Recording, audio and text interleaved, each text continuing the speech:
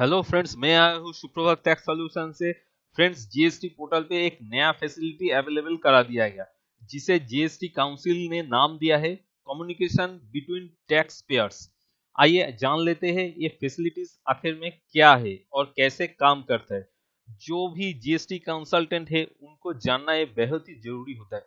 तो शुरू करते हैं आज का वीडियो। तो कहाँ से ये पोर्टल हम लोग देखेंगे, देख लेते हैं।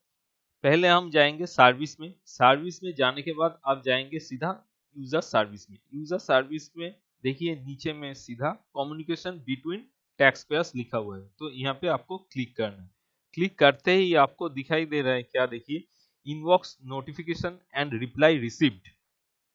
उसके बाद नोटिफिकेशन रिसीव्ड और रिप्लाई बोल के दो लिंक दिया गया है। अगर आपके पास कुछ नोटिफिकेशन आता है तो इधर जो जगह है यहाँ पे एक तो बेल आइकन आपको दिखाई देगा। देखिए ये बेल आइकन, अगर कुछ नोटिफिकेशन आता है तो 1 2 3 करके ये आ जाएगा, लेकिन मेरे पास कुछ नोटिफिकेशन इस क्लाइंट का नहीं आया है। अभी ये किस तरह से काम करते हैं एक बार देख लेते हैं। देखिए एक कंपोज बोल के एक तो प्लस ऑप्शन है।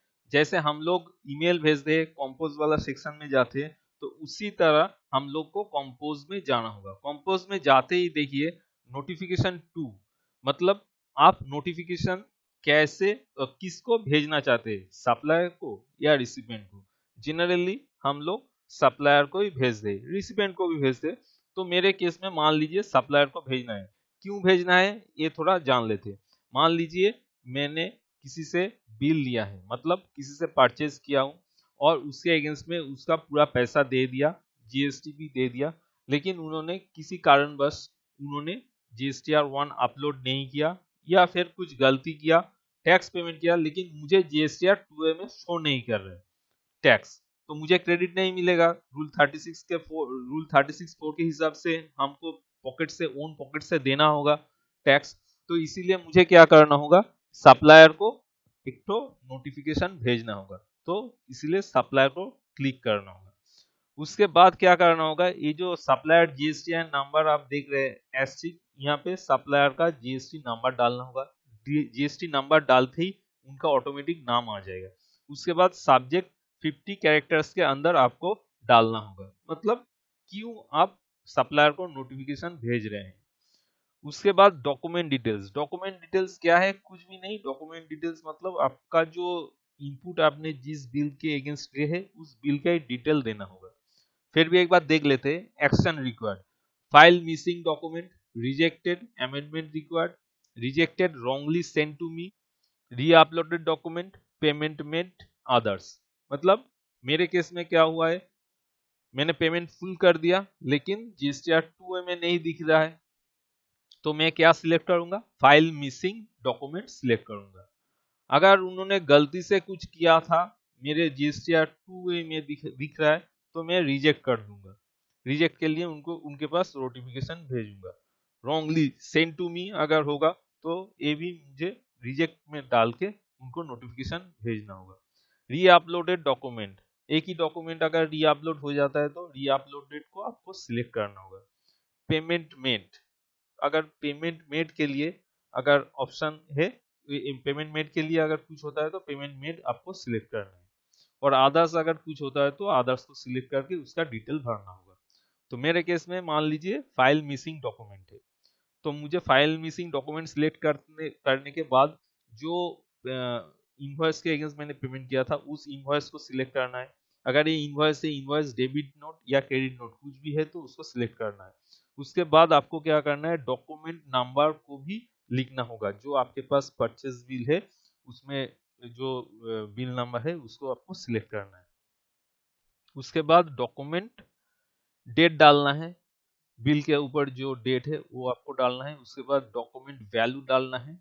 उसके बाद आपको क्या करना है, प्लेस ऑफ सप्लाई, कौन सा जगह का वो बिल था, कौन सा स्टेट का बिल था वो सिलेक्ट करना है। इनवॉइस टाइप आपको सिलेक्ट करना है। ये सब फिलअप करने के बाद इनवॉइस टाइप ऑटोमेटिकली आ जाएगा। उसके बाद एक ही पार्टी का अगर दो होगा, मान लीजिए एक बिल नहीं दो बिल है, तो आपको क्या करना होगा, इधर ऐड आइटम बोल के एक तो ऑप्शन है, इसमें ऐड करना होगा। ठीक है। उसके बाद रिसिपेंट रिमार्क्स, अगर आपका कुछ रिमार्क्स है तो रिमार्क्स आपको डालना ही पड़ेगा क्योंकि रेड एस्ट्रिक है। उसके बाद आपको सेंड करना है। सेंड करते ही क्या होगा, an email and SMS intimation shall be sent to counter party on registered email address and mobile number. मतलब उस बंदा का जो रजिस्टर्ड ईमेल एड्रेस और रजिस्टर्ड मोबाइल नंबर है उसमें नोटिफिकेशन चला जाएगा, तो आपका काम हो गया। उसी तरह से अगर आपका सप्लायर नहीं है तो रिसिपिएंट अगर है तो रिसिपिएंट के अगेंस्ट भी आप ऐसे ही आप करेंगे। रिसिपिएंट का जो मतलब जिसको आपने सेल किया है गुड्स, उसका जीएसटी डालेंगे, उस सब्जेक्ट क्या है वो लिखिएगा। उसके बाद यहाँ एक्शन रिक्वायर्ड भी चाहिए। पेमेंट नॉट रिसीव्ड, आप सेल किए हैं लेकिन आपके पास अभी तक पेमेंट नहीं आया है तो आपको पेमेंट, जनरली पेमेंट रिसीव के लिए आप नोटिफिकेशन भेजेंगे। बहुत ही अच्छा है ये इनवॉइस है, इनवॉइस डॉक्यूमेंट जो भी पहले बोला वही एक ही काम आपको करना होगा। उसके बाद आपको रिमार्क्स में डाल के सेंड कर देना है। सब कुछ फिलअप हो जाने के बाद ये जो सेंड वाला बटन एक्टिव हो जाएगा। ठीक है, उसके बाद देखिए outbox notification and reply send. मतलब आपके पास अगर कुछ नोटिफिकेशन आता है रिसिपिएंट या सप्लायर के एंड से तो इधर आपके पास चला आ जाएगा, आप देख सकते हैं उसे। डाउनलोड सीएसवी टेम्पलेट, उसके बाद आप डाउनलोड भी कर सकते हैं। ठीक है, इसी तरह आप दो ही देख सकते हैं, नोटिफिकेशन सेंड और रिप्लाई सेंड। अभी मतलब ये जो लिंक आ गया हमारे पास कम्युनिकेशन बिटवीन टैक्स पेयर, इससे हम सभी को फायदा होगा। और थोड़ा जो जीएसटी कंसल्टेंट है उनके लिए तो काम थोड़ा बढ़ ही गया, मुझे तो यही लग रहा है। लेकिन फैसिलिटी भी अच्छा है। तो ये अगर वीडियो अच्छा लगे तो लाइक शेयर और कमेंट करना मत भूलिए। Thank you for watch this video.